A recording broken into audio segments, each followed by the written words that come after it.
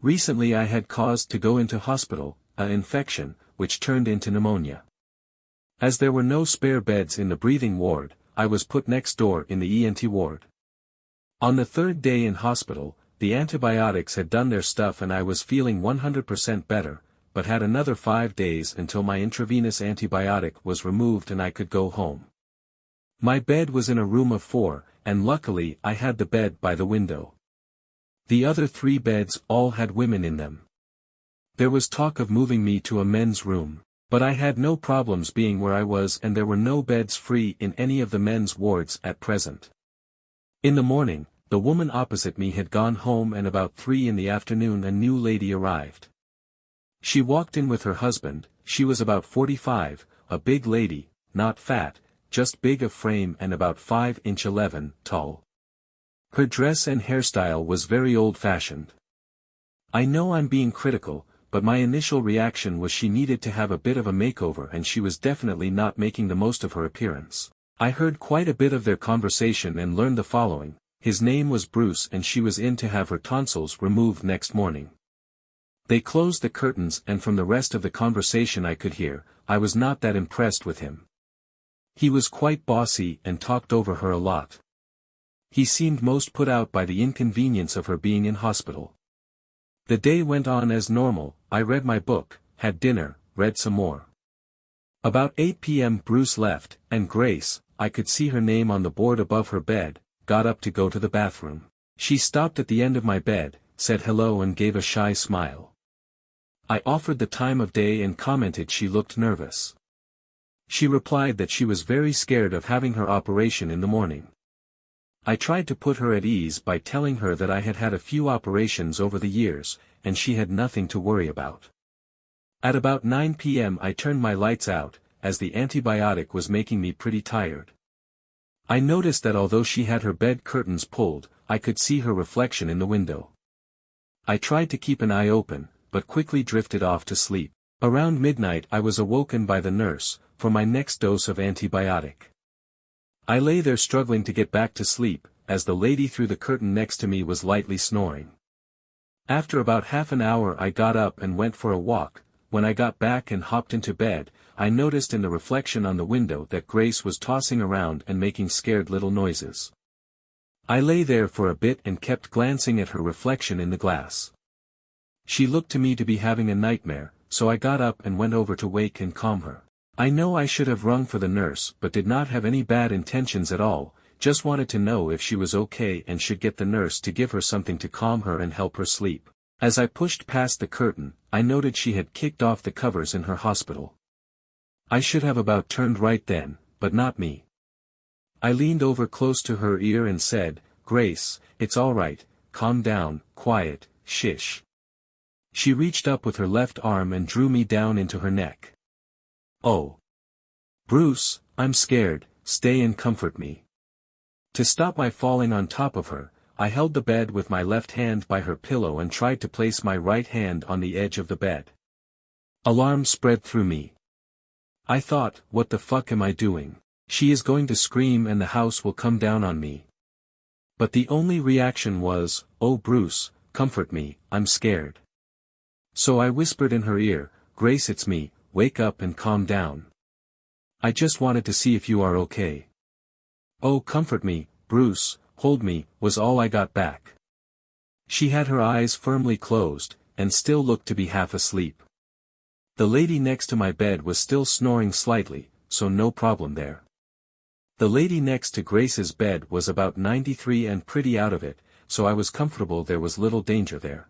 I listened carefully and could hear no sign of nurses. Her eyes came slowly open and she looked at me standing above her and slammed them shut again. "Oh, how embarrassing," she murmured. "It's not embarrassing, I only wanted to see if you were okay, as you were crying out," I said. "But you obviously needed this." She opened her eyes again, and finally woke up to where we were and the dangers involved in getting caught. "It's all right, I'll hear if anyone comes," I murmured in her ear. I hugged her into my arms and kissed her. The place was quiet. The lady next to me had stopped snoring and I wondered if she had heard. but needed to get back to bed before we were caught. After a few minutes I mouthed to her, was she all right now? She looked really embarrassed, but nodded she was okay. I then cleaned up and headed for bed. The next morning, everyone opened up their curtains except for Grace. I was not surprised. I knew she would be embarrassed and worried if the other two women had heard anything. About 10 they came and took her off to surgery. As she passed the end of my bed I nodded to her and wished her luck. She smiled and looked relieved. Sometime after 1 p.m. they brought her back. I'm guessing the op only took half an hour, but they would have kept her in recovery ward for a couple of hours. She was sleeping so I left her be, but at about 3:30 p.m. the nurse woke her up and I could hear her through the curtain, suggesting she get up soon and walk around. So when the nurse left, I popped my head around the curtain and offered to walk with her when she was ready. A few minutes later she appeared from behind her curtains, and we wandered off down the ward. "I can't do that again," she exclaimed. "Hey! You don't have to. I just wanted to tell you it's okay. It was wrong of me to do that last night. Grace said it was her fault. I was dreaming, it must have been the relaxation medicine they gave me. Bruce would kill me if he knew." "Well, Bruce is not here and you can talk to me about anything. There is nothing you can bring up that I haven't seen or done. In fact, I've only had a couple in my life and they were nothing like that." I thought for a minute. "So you have had cheating with other guys?" Grace exclaimed loudly. "No. I've never been with another man. Sorry. I'm teasing you, not fair of me. But you are fun to wind up," I said laughing and gave her a hug as we walked along. She was quiet for a bit, then blurted out. "Bruce and I never have much." Grace looked sideways at me, with a thoughtful expression on her face. "I don't know, he won't talk about it. He's a good Catholic, and seems to think it is dirty and wrong." I leaned over and whispered. "You don't know what you are missing." She went crimson, but smiled and looked down at her shoes. "Hey! I'm teasing you again, we had better get you back, probably enough excitement, I mean walking, for today. But if you want to talk or ask me any questions, you know where I am." When we got back to the ward, Grace ducked around behind her curtain and I could hear her getting into bed. At 7:30 p.m. Bruce arrived. I heard a little of what they said. He asked how she was etc. and when was she coming home.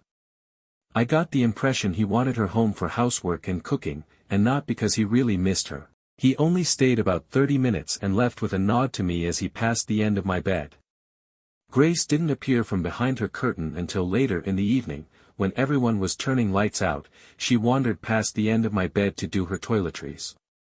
She did smile and nod nervously to me, so I was happy I hadn't upset her too much with all my banter. Now remember, I could see Grace in the reflection of the window, so I knew she had slept most of the time since our stroll down the corridors. As I turned out my light, I was looking forward to a good night's sleep, pretty certain there would not be a repeat of the previous night. How wrong I was. At midnight I was awoken by the nurse for my antibiotic shot. I lay there waiting to return to sleep afterwards when Grace appeared next to my bed. "Hi," I said. "I owe you something," she whispered. "Hey Grace, you don't, I was just teasing you. What we shared last night was better than anything I ever expected." She sat down on the edge of the bed and told me she could not stop thinking about it. And she'd woken up and feeling really excited. I knew we were sure to get caught. So I told her to go to the shower room with the door open and light off. Each room had a shower room one side of the doorway and a toilet room opposite on the other side of the door. Both rooms were large, as sometimes they had to accommodate the patient and a couple of nurses and a wheelchair. I had noted that if a nurse came checking on a patient and saw they weren't in bed, but the toilet or shower room were closed, then they wandered off and came back quite a bit later. As soon as Grace headed into the shower room I followed, but first went to the toilet, turned the light on and closed the door, so that anyone would think it was being used. Then moved over to the shower room, entered, turned on the light and shut the door. Grace said, "Turn off the light." No, we need it on, in case a nurse comes. Then they will think you are in one room and me in the other, I replied. I whispered in her ear. What would you like me to do to you?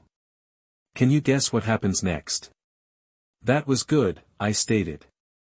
Oh, do you think anyone heard us? She whispered. I don't know, but we had better get back to bed. I turned out the light and opened the door. All seemed quiet, so I slipped over to the toilet and cleaned myself up, then headed to bed. As I got into bed, heard her come out of the shower room. She came in and gave me a kiss, thanked me and headed off to her own bed. The next morning, the lady next to me was discharged. She didn't act anything but normal, and said goodbye to me, so I'm pretty certain had not sussed anything between Grace and I.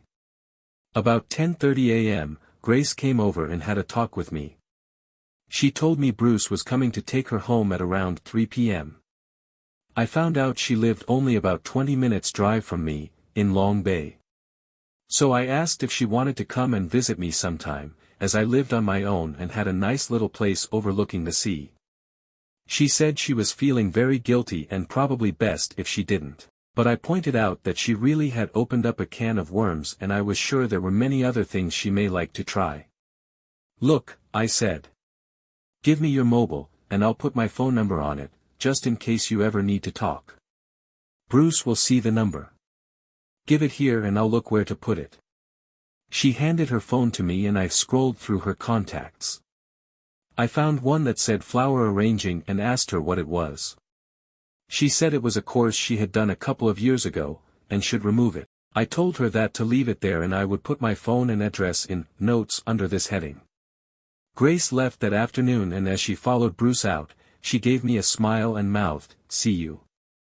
I'm back home now and hope I get a call soon."